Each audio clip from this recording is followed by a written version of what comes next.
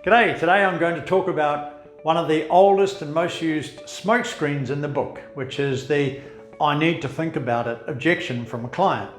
So many business owners who aren't trained salespeople struggle with this one because they think the prospect isn't saying no, and so they kind of don't know how to respond to it. Unfortunately, what many of you have found out is that your prospect actually is saying no. They're just saying it in a way that makes it really difficult for you to handle it and to be able to kind of push the conversation forward. Well, I've got some good news for you. If you've had that problem in the past, this is going to end for you today, because these tips that I'm going to give you on how to handle that very powerful and subtle objection will actually change your sales strategy and how you use your time.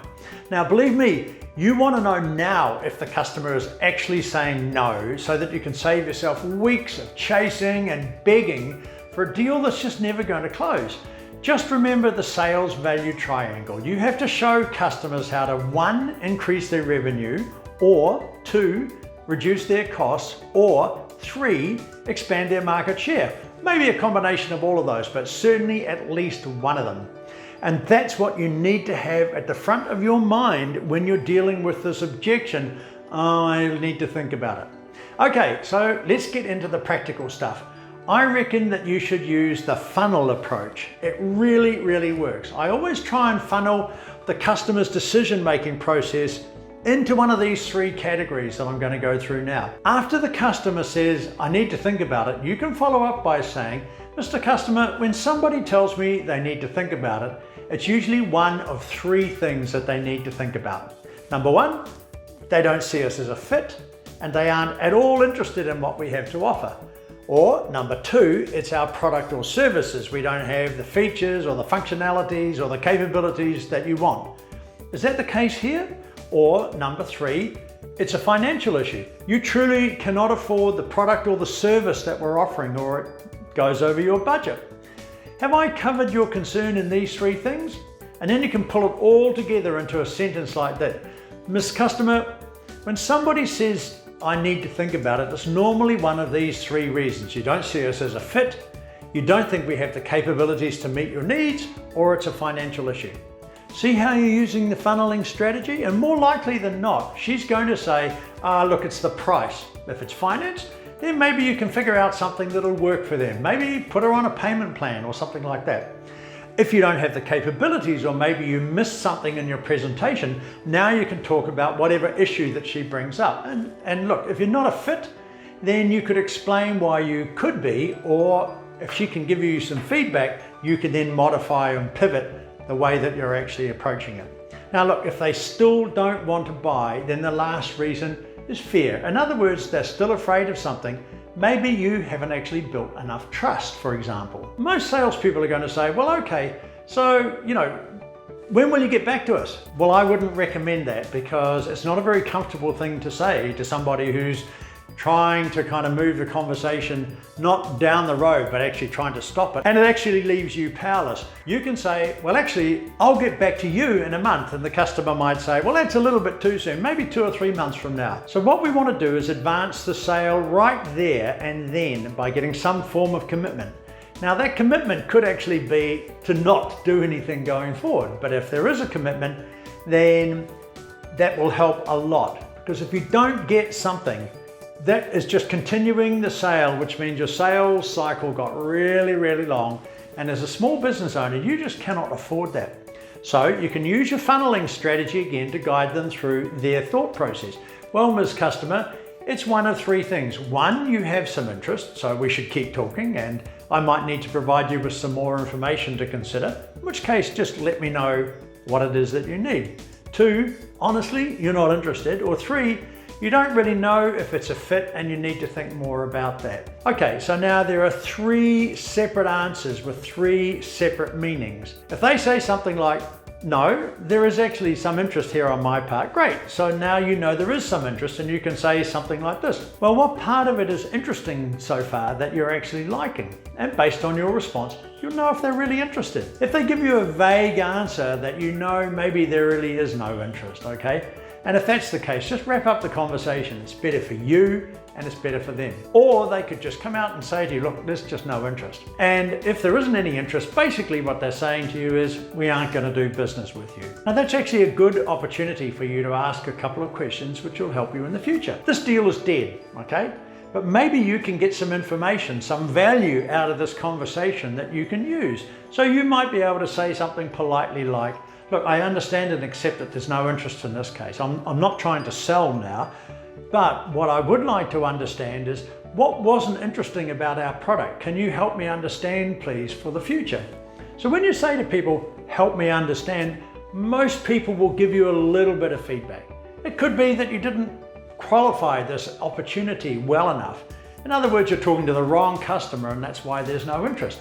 So you can pivot and go find the right customers.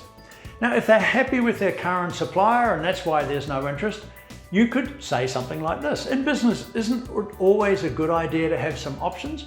What do you think they're going to say? They're going to say, yeah, that's a good idea. And then you can say something like this. Well, that's all we really want to be.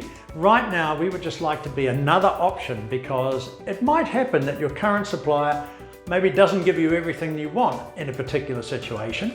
And we just want to be an option. Can we consider that? And then that tells the customer that you're not trying to make them switch over right away. She just wants me to consider him as an option. Now, that might be a way for you to get a toehold into the company in a polite and professional way. Because if the client just says, no, I'm not interested, and then you're like, well, okay, great, thanks, I appreciate your time, see ya. Well, you didn't learn anything. At least by positioning yourself as an option, maybe down the road you will get some business. And if there's another vendor, we position ourselves as an alternative, as another solution. So we go back to the sales value triangle and we quantify the value. We show them how much more money they can make, increase their revenue. We show how much money they can save, reduce their costs. Or we talk to them about how they can expand their market share. And all of a sudden it becomes a different conversation. It's not like win-lose, buy this, buy that, and so on. It's actually a conversation that's got some wider application. So if you can show them how to do one of those three, or maybe even all three of them, then perhaps they'll listen to you. Because now you're creating more of a sense of urgency. When I know that if I don't take action, I'm losing money, or I'm not making money, or I'm losing market share, I'm going to make that a priority. That's the value of the sales value triangle. So once again, ask those qualifying questions. Don't just say, okay, we'll get back to you in a month, because that doesn't give you any information to really come back to the customer with a better value proposition, okay? And remember, most people will forget 75% of the information you give them within 24 hours, and they'll forget everything that you've said within 2 days. So your job is not to get back to them in a couple of months, but try and advance the sale there and then. And as I've said, the funnel approach is really, really useful to find out if there really is some interest or there's none at all. In the same vein, a lot of sales conversations actually happen over the phone. By using the scripts that I'm going to take you through now, you'll quickly find out if your prospect really does need to think about it, or if they're politely telling you to take a job involving sex and travel. And I'll leave you to work out what that means. So here are the responses. Mr. Customer, whenever I tell someone I need to think about it, I usually mean one of three things. I'm not going to make a deal for whatever reason, and I just want to get them off the phone. I kind of like the idea, but I'm going to have to find the money or talk to my partner, or something else is happening to hold me back. Or I really like the idea and I just have to move some things around before I say yes. So can you be honest with me? Which of those ones is it for you right now? Here's response number 2. I may have given you too much information on the warranty, or pick some other part of the product or service here. Is that what you need to think about? And then basically close your mouth and let them tell you what they are really going to go away and think about. Here's another response. You know, Mr. Customer, if this isn't for you, I'd rather have a no right now, because believe me, you're not going to hurt my feelings. Is that where you're leaning to right now? Because it's always better to get this objection out of people early, and everyone feels a bit better about it, because, you know, there's no hard feelings. Let's just draw a line under this. It isn't going anywhere. Here's another response. Well, Mr. Customer, let's face it, you've already been thinking about this for a long time. You know that you have to make a change, or nothing is going to change with your operating system or your results or whatever. So honestly, thinking about it more isn't going to fix things for you. Only making a decision will. You like this, you've already told me it would work for you, so let's do this. Let's go ahead and put me and my solution to work for you now. And if you change your mind later, you'll still get the benefit that you've acknowledged you have a need that needs to be sorted. So here's what I think we need to do to get started.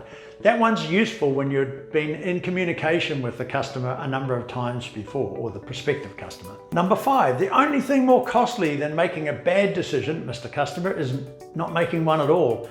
Now, if you don't change things, things aren't going to get better for you. Now, you've already said that this has the best chance to make a positive impact in your business, right? Well, then just do what my other clients do and give me and my expertise the chance to work for you. Because once you see the positive results that we know are possible here, you'll be back to expand our coverage for you. And I think that's going to be a win-win for both of us, isn't it?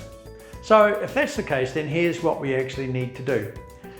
Now, number 6 response. Since we both agree that this has a great chance to work for you, let me do this. While we're on the phone right now, I'm going to email you 3 customer testimonials. Companies just like yours who were hesitant as well. And when you read about how successful they were with us, I'll put together an introductory offer that I don't think you'll be able to pass up. Because once you see for yourself how this works, then we can start talking about further involvement. So, do you think that sounds fair? And the last one is, okay, Mr. Customer, what I'm hearing for you is essentially a no, and that's all right. As a business owner, I hear that a lot, and it doesn't bother me. It just means that I probably haven't explained the value proposition right. Tell me, what would it take me to convince you that this would be a good idea to move forward? And please be honest with me. So, there you have it. There's some very, very practical ways to either make a sale or prevent time wasting and hoping. For as we know, hope is but a shit sandwich of which we all occasionally take a bite. So, don't forget to like this video and subscribe. It'll help support the channel. And if there's anything that you'd like for me to talk about, drop them in the comments and join our Facebook group. The link is in the description box below, and I'll answer all your questions there. And don't forget to hit that bell icon and be part of the notification squad to get notified every time we upload, because I respond to questions in the first hour. I'll see you in the next video, and I'll catch you later.